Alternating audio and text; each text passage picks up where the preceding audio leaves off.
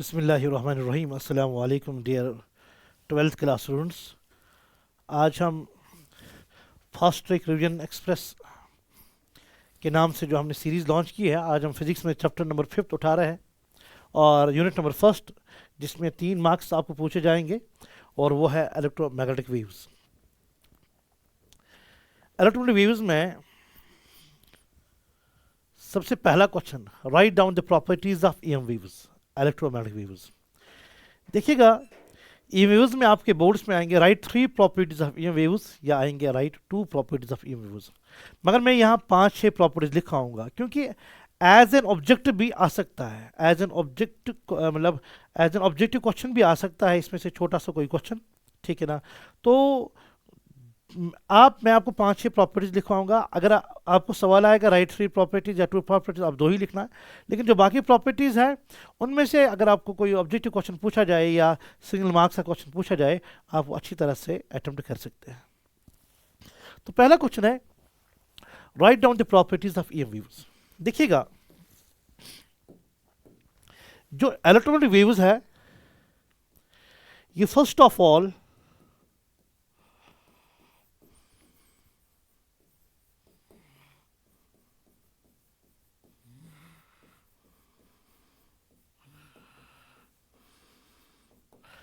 It was first of all discovered by Hertz. ये सबसे पहले हर्ट्स ने डिस्कवर किया, ठीक है। तो ईएम वेव्स की पहली प्रॉपर्टी, पहले मैं इसकी प्रोडक्शन बोलूंगा और प्रोडक्शन ही इसकी एक प्रॉपर्टी बनाऊंगा मैं। जब चार्ज रेस्ट में है तो ये इलेक्ट्रोस्टैटिक फील्ड प्रोड्यूस करता है। जब चार्ज यूनिफॉर्म मोशन में आती है, यूनिफॉर्म वेलोसिटी के साथ मूव करती है, तो इलेक्ट्रिक फील्ड के अलावा ये मैग्नेटिक फील्ड प्रोड्यूस करता है। और जब चार्ज एक्सेलरेट करती है, accelerating charge they produce EM waves. तो पहला point, they are produced bye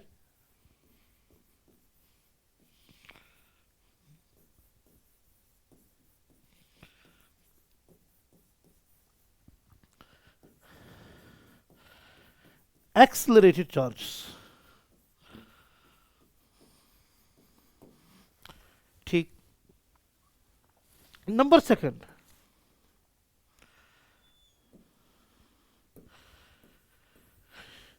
असल में जब चार्ज एक्सेलरेट करती है ना, ये डिफरेंट पॉइंट्स पे जो इलेक्ट्रिक फील्ड और मैग्नेटिक फील्ड प्रोड्यूस करता है, वो मैग्नेटोस्टैटिक और इलेक्ट्रोस्टैटिक फील्ड्स नहीं हुआ करते, वो इलेक्ट्रोडायनेमिक फील्ड हुआ करता है। अभी कुछ देर के बाद आप मैक्सवेल इक्वेशन में देखोगे, जो इलेक्ट्रोडायनेमिक फील्ड होगा, यानी जो टाइम वेरिंग इलेक्ट्रिक फील्ड होगा, वो खुद ब खुद time varying magnetic field generate करता है और उसको हम ईएम वेव कहते हैं। यानी इलेक्ट्रोमैग्नेटिक वेव में इलेक्ट्रिक फील्ड भी है और मैग्नेटिक फील्ड भी है, जो आपस में परपेंडिकुलर है। इलेक्ट्रिक फील्ड और मैग्नेटिक फील्ड आपस में परपेंडिकुलर है और डायरेक्शन ऑफ प्रोपेगेशन जो है वो दोनों को परपेंडिकुलर है। यानी electric field, magnetic field and velocity of EM wave, they are all perpendicular to each other. दूसरी property, in EM wave electric field is perpendicular to magnetic field and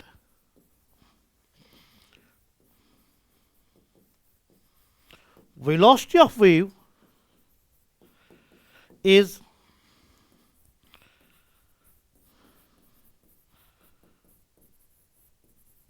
perpendicular to both। किसको? Electric field और magnetic field को। Boards में लिखने के लिए 2 ही या 3 properties है, लेकिन इसमें छोटे छोटे पॉइंट्स निकलने वाले हैं जो 1 मार्क क्वेश्चन या 1 मार्क ऑब्जेक्टिव आपको आ सकता है। थोड़ा इस पे मैं एक्स्ट्रा इंफॉर्मेशन दूंगा, वो भी पूछा जा सकता है। देखिएगा, तो जो इलेक्ट्रिक फील्ड और मैग्नेटिक फील्ड है ईएम वेव में, ये दोनों टाइम वेरिंग फील्ड्स है।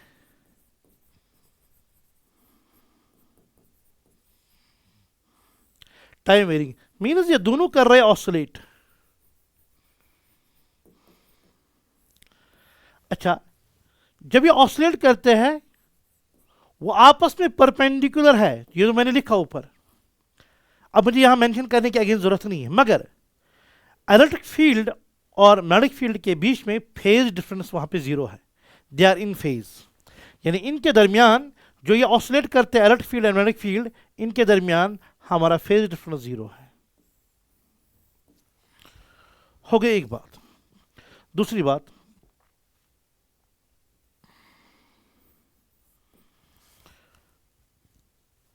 टाइम वेरिंग इलेक्ट्रिक फील्ड और टाइम वेरिंग मैग्नेटिक फील्ड इसमें होता है जो ऑसिलेट करते हैं, और उनके भी ऑसिलेशन के बीच में फेज डिफरेंस जीरो है। अच्छा,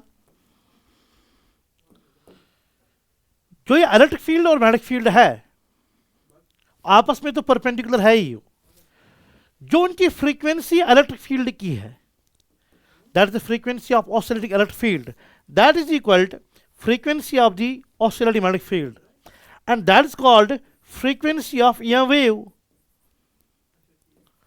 एंड वो फ्रीक्वेंसी किसके बराबर है?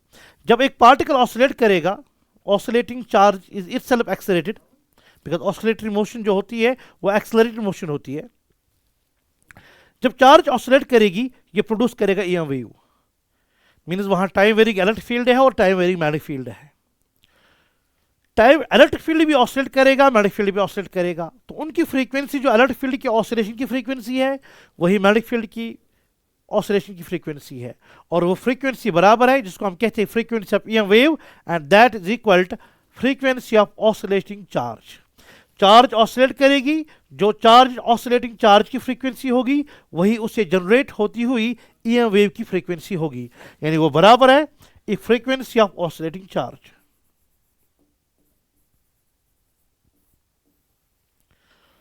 हो गई ये बात। दूसरी बात यहां पे ऑब्जेक्टिव आ सकता है। अभी मैंने बोला electric field and magnetic field are perpendicular to each other, ठीक है ना? अब देखिए अच्छी तरह से,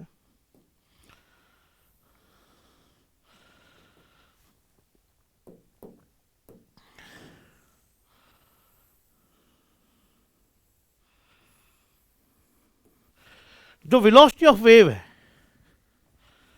तो वेलोसिटी ऑफ वेव है दैट्स परपेंडिकुलर टू बोथ। अब now see here, electric field अगर यहां होगा और मैग्नेटिक फील्ड यहां होगा, फॉर एग्जांपल ये वाई एक्सीज है और ये जेड एक्सीज है, अब वेलोसिटी ऑफ द वेव या तो प्लस एक्स होगा वरना तो minus x, because plus x दोनों को परपेंडिकुलर है और माइनस एक्स दोनों को परपेंडिकुलर है, इलेक्ट्रिक फील्ड को भी और मैग्नेटिक फील्ड को भी। अब मसला है डायरेक्शन कौन होगी, दो में से एक होगी, and that direction is given by E cross B. अगर इलेक्ट्रिक फील्ड यहां है, मैग्नेटिक फील्ड यहां है, आपको ए क्रॉस बी आता है, यहां का ई क्रॉस बी, ई क्रॉस बी की डायरेक्शन ऐसी आएगी, यानी ई वेव की डायरेक्शन जो है वो ई क्रॉस बी देता है, और जो ई क्रॉस बी की डायरेक्शन आ गई ऑब्वियसली बात है वो सारे प्लेन इलेक्ट्रिक फील्ड और मैग्नेटिक फील्ड इस प्लेन को ही परपेंडिकुलर है, मगर ई अगर ई यहां है, बी यहां है, ई क्रॉस बी यहां आएगा, and it is given by velocity of EM wave is given bye इसकी direction, its direction is given by, its direction is given by E cross B। ये दूसरा पॉइंट मैंने बोला, इसके बारे में कुछ और पॉइंट्स छोटे छोटे ऑब्जेक्टिव आपसे पूछे जा सकते हैं जो मैंने यहां डिस्कस किए। थर्ड वन,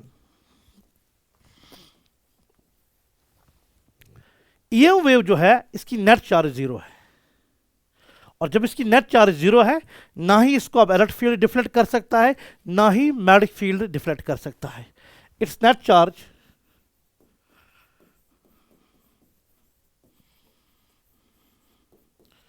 इज जीरो, या इट्स नेट चार्ज जीरो। मैं कह सकता हूं ये अनचार्जड है, यह wave is uncharged, it is uncharged, ये चार्जलेस है, एंड हेंस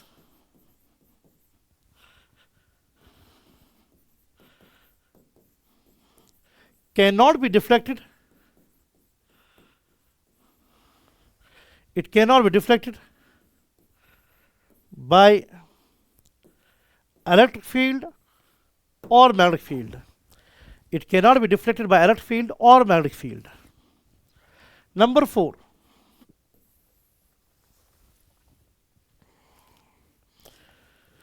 जो इलेक्ट्रोमैग्नेटिक वेव है, देखिएगा मैं बात कर रहा हूं ये साउंड वेव है, मेरी बात सामने ऑडियंस के पास पहुंच ही नहीं सकती थी अगर मेरे और उनके बीच में मीडियम कुछ ना होता।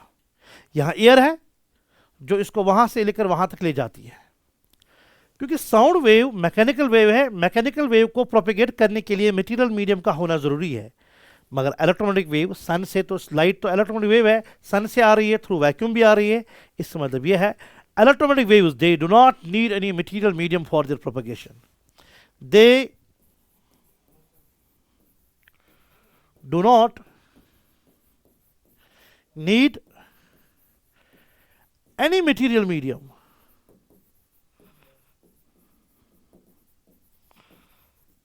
for their propagation. Fifth one, देखो एक टॉपिक है ऑप्टिक्स में पोलराइजेशन, आपको ये पता होना चाहिए। खाली ट्रांसवर्स वेव्स जो है वो पोलराइज होते हैं, जो इलेक्ट्रोमैग्नेटिक वेव्स है वो भी पोलराइज होते हैं। इसका मतलब है ये वेव्स का जो नेचर है वो ट्रांसवर्स है, they are transverse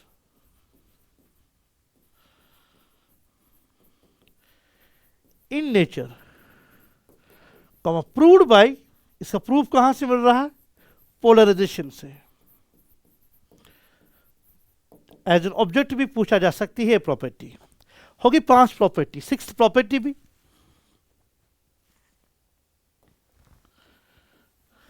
in vacuum, vacuum में they move with the speed of light. In vacuum a wave moves with the speed is equal to c, and that is equal to, जो इसका electric field oscillate कर रहा है उसका peak value E not divide by जो इसका magnetic field oscillate कर रहा है उसका वैल्यू बी नॉट। यानी ई नॉट इलेक्ट्रिक फील्ड का एम्पलीट्यूड है, B naught magnetic field amplitude है, और स्पीड ऑफ लाइट सी का वैल्यू है E naught by B naught, and that comes out to be equal to 1 divided by root of mu naught epsilon naught. बहुत important है आपके boards के लिए, speed of light के लिए formula है, and that is equal 3 into 10⁸ metre per second. फिर जब मैंने क्लास में पढ़ाया था मैंने वहाँ लिखवाया था ERMS बाई BRMS भी, वो नीट के लिए। मेरा मकसद यहाँ नीट बिल्कुल नहीं है, प्योर बोर्ड ओरिएंटेड है। एंड इन अदर मीडिया, अगर कोई और मीडिया होगा, कोई भी और मीडिया होगा, उसमें उसकी स्पीड है, उसमें इसकी स्पीड है c, वो बराबर है, इसमें उसकी स्पीड है v, और वो बराबर है c divided by ri। ri हो गया reflective index of that medium, या that is equal to c divided by under root of mu R. Mu R है relative permeability of that medium into epsilon R कहो या k कहो, k is the direct constant of that medium. अच्छा, 7th property, जब हम energy density पढ़ते हैं ये वेव्स की, जो कि यहाँ पे सिलेबस में नहीं है, वहाँ हम ये प्रूव कर सकते हैं कि एनर्जी ऑफ ईएम वेव में जितना कंट्रीब्यूशन इलेक्ट्रिक फील्ड का है उतना ही मैग्नेटिक फील्ड का है। तो इस कॉन्टेक्स्ट में हम कहते हैं in EM wave the contribution of electric field and the contribution of magnetic field is same. In EM wave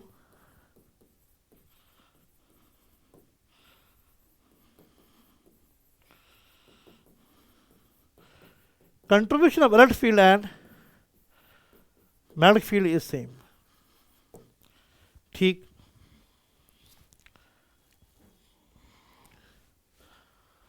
write Maxwell's equation of electromagnetism। हमें मैक्सवेल की 4 इक्वेशन लिखनी है, बहुत फेमस इक्वेशंस है, ये हमें लिखनी है, ठीक है ना। पहली इक्वेशन है integration of E dot ds is equal to charge inside divided by epsilon naught। दूसरी इक्वेशन है integration of B dot ds is equal to 0। तीसरी इक्वेशन है integration of E dot dl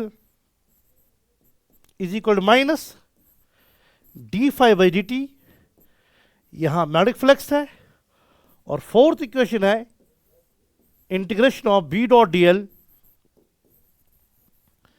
is equal to mu naught I plus mu naught epsilon naught d phi by d t, यहां phi है। देखिए आराम के साथ, पहली equation इसने क्या किया, सारे इलेक्ट्रोमैग्नेटिज्म को अपने टाइम तक, जब मैक्सवेल था तब उस टाइम तक सारा इलेक्ट्रोमैग्नेटिज्म में जो काम हुआ था उसको सारा जमा कर कर उसने बोला कि ये सारी जो फिजिक्स वहां तक थी जिस टाइम तक मैक्सवेल आया था, उनको उसने समराइज किया 4 इक्वेशन में। पहली इक्वेशन ने इसने लाई गॉसेस लॉ, ये तो पता है Gauss's law in electrostatics. So this law is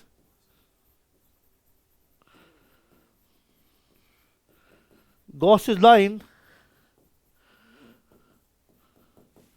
electrostatics। दूसरा ये है B dot ds, integration of B dot ds is equal to 0। This is Gauss's law in magnetism।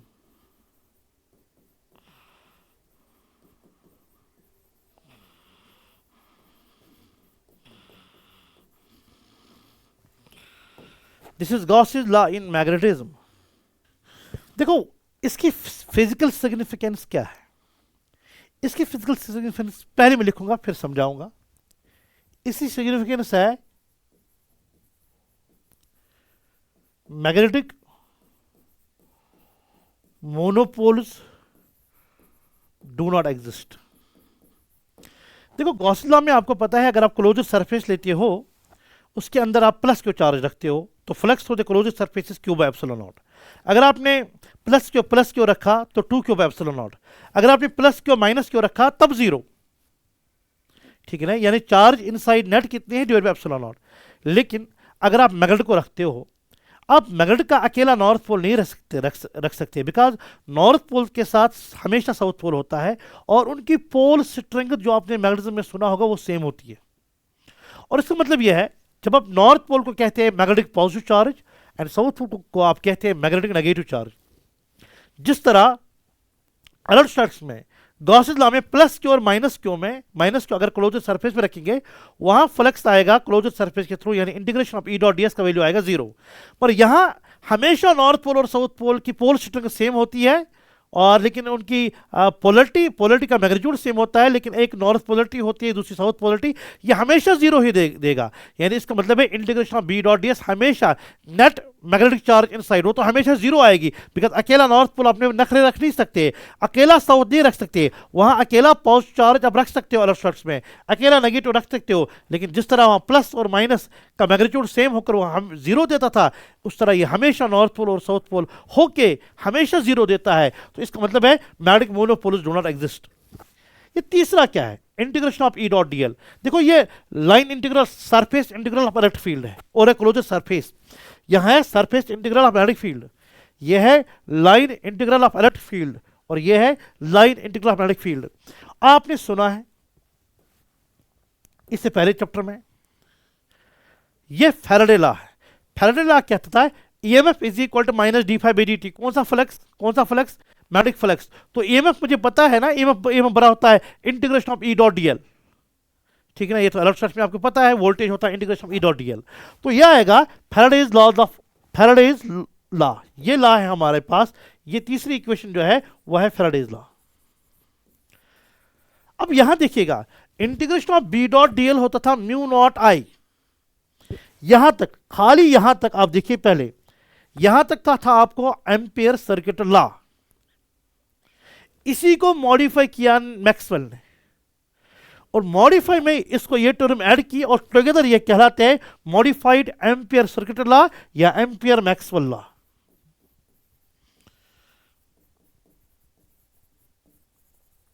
ठीक, अब इसने हिंट कहां से ली, इसने हिंट यहां से ली। इसने कहा, इसने देखा कि फैराडे लॉ कहता है चेंजिंग मैग्नेटिक फ्लक्स के साथ इलेक्ट्रिक फील्ड आता है सर्कल्स में, यानी when there is change in magnetic flux, then there is induced electric field, and induced electric field मैंने तब भी कहा था यह इलेक्ट्रोडायनेमिक फील्ड हुआ करता, और इलेक्ट्रोडायनेमिक फील्ड क्लोज लूप बनाता है, यानी whenever there is change in magnetic flux there is induced EMF means induced current means induced electric field, and that induced electric field is produced in circles.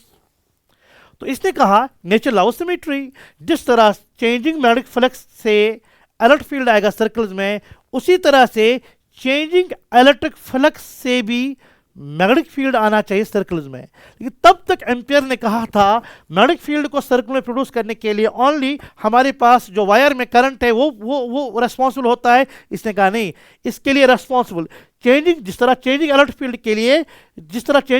के लिए changing magnetic flux भी responsible था, इसी तरह से changing magnetic field के लिए उसने कहा नेचर लॉ ऑफ सिमेट्री, तो चेंजिंग मैग्नेटिक फील्ड के लिए चेंज इन इलेक्ट्रिक फ्लक्स भी रेस्पॉन्सिबल होना चाहिए। उसने ये टर्म यहां ऐड की, ठीक। और ये टर्म जो ये वाला है खाली epsilon naught d phi by d t, ये वाली टर्म म्यू नॉट नहीं, खाली ये वाला, ये कहलाता हमारा डिस्प्लेसमेंट करंट।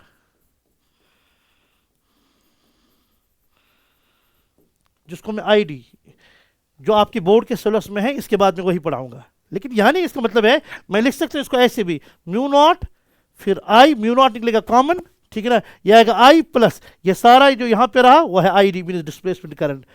तो अगर आपको बोला जाए मैक्सवेल ने असल में किस इक्वेशन को चेंज किया, आपका आंसर होना चाहिए एम्पियर सर्किट लॉ को ऐड किया, मॉडिफाई किया।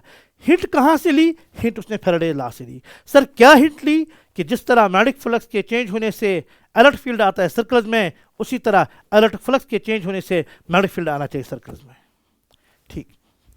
इसके बाद हमारा और एक question, write short note on displacement current. अब देखिए what is displacement current.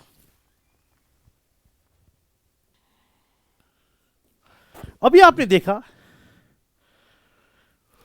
When there is change in, जब हमारे पास when there is change in electric flux, अगर हमारे पास इलेक्ट्रिक फ्लक्स चेंज होगा, इलेक्ट्रिक फ्लक्स के चेंज होने से क्या होता है, magnetic field is produced in circles.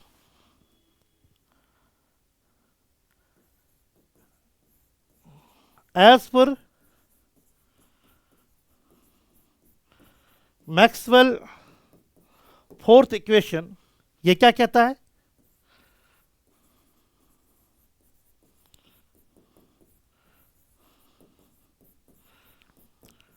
magnetic field is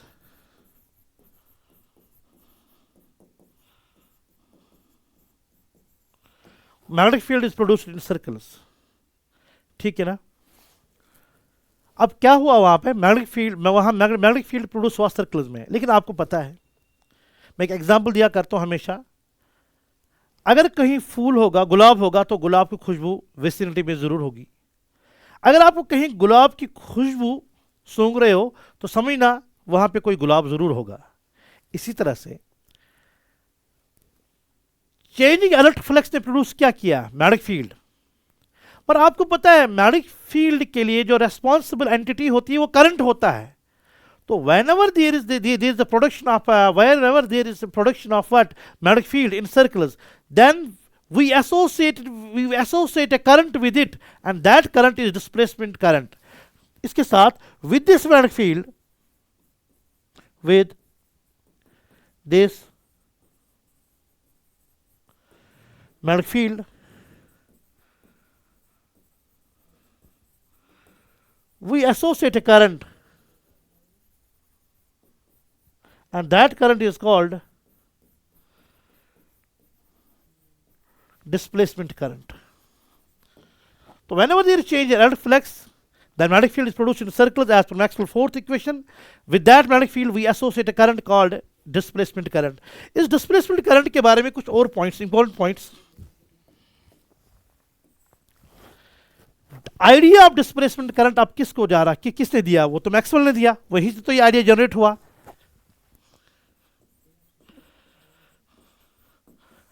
idea of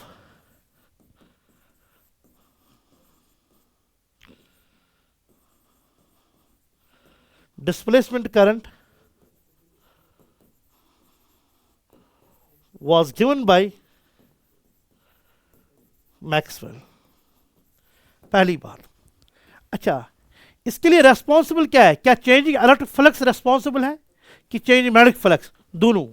because changing electric flux की वजह से चेंजिंग मैग्नेटिक फील्ड आएगा, और चेंजिंग मैग्नेटिक फील्ड की वजह से चेंजिंग मैग्नेटिक फ्लक्स आएगा, और चेंजिंग मैग्नेटिक फ्लक्स की वजह से चेंजिंग इलेक्ट्रिक फील्ड आएगा। लेकिन यहां देखिएगा, यहां देखो आप, अब मैक्सवेल की लास्ट दो इक्वेशन को देखो।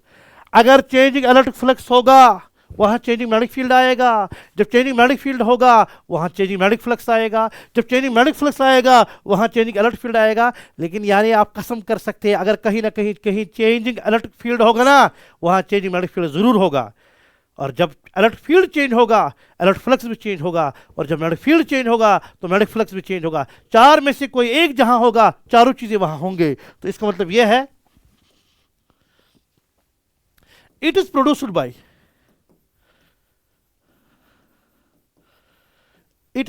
बाय इसको प्रोड्यूस कौन करता है? चेंजिंग कौन? चेंजिंग इलेक्ट्रिक फील्ड भी, चेंजिंग मैग्नेटिक फील्ड भी, चेंजिंग इलेक्ट्रिक फ्लक्स भी, चेंजिंग मैग्नेटिक फ्लक्स भी। ठीक। अब देखिएगा, यहां पर मैं एक इंपॉर्टेंट बात कह रहा हूं। अगर एक कैपेसिटर के दो प्लेट्स है, ठीक, इस प्लेट का एरिया ए है, इस प्लेट का एरिया ए है, और यहां से कोई करंट है। ये कौन सा करंट है? Conduction current. अब क्या करोगे आप जब आप बैटरी के साथ इसको जोड़ते हो?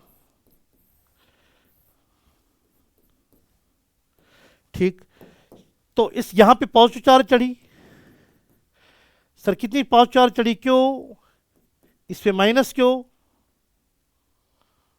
इस पे प्लस क्यों? इस पे माइनस क्यों?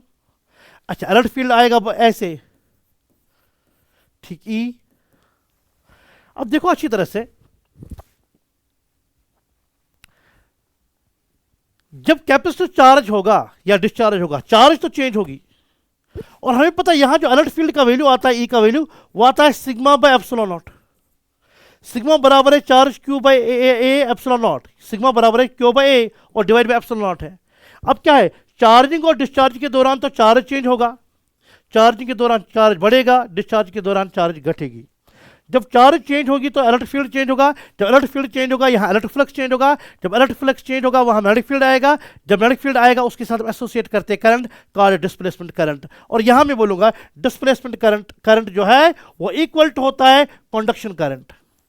डिस्प्लेसमेंट करंट उतना ही होगा यहां पे जो करंट आएगा, वरना आप देख रहे हो दो प्लेट्स के दरमियान, फॉर एग्जाम्पल मेरा वैक्यूम है, आपको सवाल जहन में आना चाहिए कि अगर करंट यहां पे आ रहा है और यहां पर भी करंट वो इतना ही जा रहा है आईसी, तो यहां बीच में डिसकंटिन्यूटी तो है, तो करंट किसके थ्रू आता है? तो यहां पे आपने और एक बात सीखी कि करंट को लेने के लिए खाली वायर का होना जरूरी नहीं है, खाली वायर का होना जरूरी नहीं है, मतलब वायर का होना जरूरी नहीं है, आप स्पेस में भी करंट चला सकते हो, प्रोवाइडेड वहां पे इलेक्ट्रिक फील्ड या मैग्नेटिक फील्ड चेंज होता होगा। जब एक चेंज होगा वहां दोनों चेंज होंगे और वहां पे डिस्प्लेसमेंट करंट आएगा। और यहां जो डिस्प्लेसमेंट करंट आएगा as per conservation of charge, वो डिमांड करता है, law of conservation of charge demand करता है वो डिस्प्लेसमेंट करंट इस कंडक्शन करंट के बराबर आना चाहिए। और हमें पता है कंडक्शन करंट के लिए फॉर्मूला है T Q by d T, rate of change of charge. मगर कैपेसिटर के लिए पता है क्यू बराबर होता है सीवी, तो क्यू बराबर आएगा सीवी, सी बाहर, फिर आएगा यहां डीवी बाई डी टी। ये फॉर्मूला है डिस्प्लेसमेंट करंट निकालने के लिए इन केस ऑफ कैपेसिटर, ठीक है ना। और एक फॉर्मूला भी है, वो है डायरेक्ट फॉर्मूला, ये है epsilon naught then d phi by d t. ये कौन सा फ्लक्स? ये इलेक्ट्रिक फ्लक्स। अच्छा, इलेक्ट्रिक फ्लक्स कितना होता है? Electric field into area, because electric field आगे है, एरिया वेक्टर भी आगे है, तो ई और ए के दरमियान एंगल जीरो है। अब क्या होगा, इलेक्ट्रिक फील्ड अब चेंज होगा, एरिया तो कांस्टेंट है, एरिया बाहर जाएगा, वो आएगा बराबर एरिया बाहर जाएगा ए epsilon naught d five D E by d T. तो बहुत सारी फॉर्मूला डिस्प्लेसमेंट करंट निकालने के लिए। अगर आपको rate of change of electric field between two के प्लेट कैपेसिटर्स दिया होगा तो आप ये फॉर्मूला यूज करके निकाल सकते हैं डिस्प्लेसमेंट करंट। अगर आपको direct rate of change of flux दिया होगा तो ये फॉर्मूला यूज करोगे। अगर आपको दो प्लेट्स के दरमियान पोटेंशियल डिफरेंस का वेरिएशन दिया होगा, आप फॉर्मूला ये यूज करोगे, आपको मिलेगा। या अगर कभी डायरेक्ट चार्ज दी होगी तो D Q by d T use करके आप डायरेक्ट डिस्प्लेसमेंट करंट निकाल सकते हैं, ठीक। और यहां मैं ये बोलूं कैपेसिटर के चार्जिंग के दौरान और डिस्चार्ज के दौरान डिस्प्लेसमेंट करंट आएगा, बिकॉज उसी दौरान चार्ज बढ़ेगी या घटेगी, फील्ड बढ़ेगा या घटेगा, फ्लक्स बढ़ेगा या घटेगा, यानी फ्लक्स चेंज होगा। जब कैपेसिटर फुली चार्ज होगा या फुली डिस्चार्ज होगा, उस time displacement current digital zero आएगा। यानी यहां मैं नोट कराऊंगा एक पॉइंट, डिस्प्लेसमेंट करंट का वैल्यू जीरो है सर कब? When capacitor is fully charge या डिस्चार्ज। ठीक, अब इसके बाद जरा देखिएगा,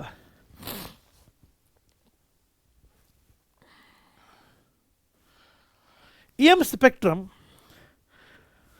इलेक्ट्रोमैग्नेटिक स्पेक्ट्रम, जैसे आपको पता है वेवगाइड है, ठीक है ना, वेवगाइड, फिर यहां से यहां से यहां तक हमारे पास फिर है infrared rays, microwaves, radio waves, ये हमारा इलेक्ट्रोमैग्नेटिक स्पेक्ट्रम है। इसमें क्या पूछा जाता है आपसे?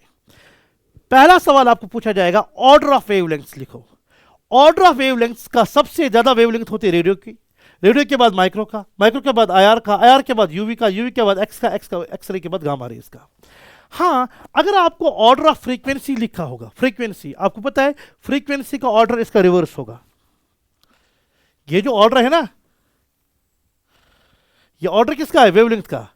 जो फ्रीक्वेंसी होगा वो होगा रिवर्स ऑफ वेवलेंथ का। ठीक है, कभी कभार ये क्वेश्चन पूछा जाएगा, बता इनमें से सबसे ज्यादा वेवलेंथ किसकी है, या सबसे कम फ्रीक्वेंसी किसकी है, या सबसे ज्यादा फ्रीक्वेंसी किसकी है। ये ऑर्डर याद रखोगे, आपको आंसर निकालना आएगा। उसके बाद आपको पूछा जाता है वहां पर, बता ईएम वेव्स में से जो हमारे पास रेडियो वेव्स आते हैं, माइक्रोवेव्स आते हैं, हर किसी के एक दो यूजेस याद रखने हैं। सिंगल मार्क्स क्वेश्चन आ सकता है, या कभी 2 मार्क्स का क्वेश्चन आ सकता है, राइट 2 यूजेस या right uses of this and this, या कभी ऑब्जेक्टिव आ सकता है। आप मैंने चार्ट बना के रखा है, अब बिल्कुल आपकी 10 CRT कट एंड पेस्ट में यहाँ रखी हुई है। तो आप सबसे पहले रेडियो टेलीविजन को हमारे पास रेडियो एंड टेलीविजन कम्युनिकेशन में लगता है, सेल्यूलर फोन में लगते हैं।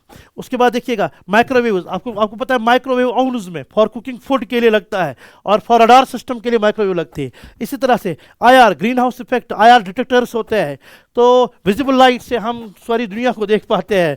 उसके बाद विजिबल में आता है वेवगाइड, ठीक है ना, और अल्ट्रावायलेट लैसिक आइज सर्जरी और अलार्म में दिए जाते हैं, सर्जिकल जो इंस्ट्रूमेंट्स होते हैं उनको स्टेरिलाइज करने के लिए, एटसेट्रा। जैसे एक्सरेज हमारे पास मेडिकल ट्रीटमेंट के लिए यूज़ किया जाता है, ठीक है ना। तो इसी तरह gamma radiation, nuclear treatment for the treatment of cancer के लिए यूज़ किए जाते हैं। ये चार्ट आप बिल्कुल अच्छी तरह से याद रखोगे, ठीक है ना, मैं तो याद नहीं रख सकता हूँ, आपको रखना ज़रूरी है।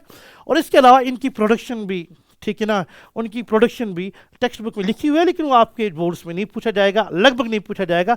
बस ये पूछा जा सकता है कि ऑर्डर ऑफ वेवलेंथ याद रखो और इनकी यूजेस याद रखो, ठीक है ना। This marks the end of this chapter. इंशाल्लाह नेक्स्ट चैप्टर में मुलाकात करेंगे। टिल देन अल्लाह हाफ़िज़।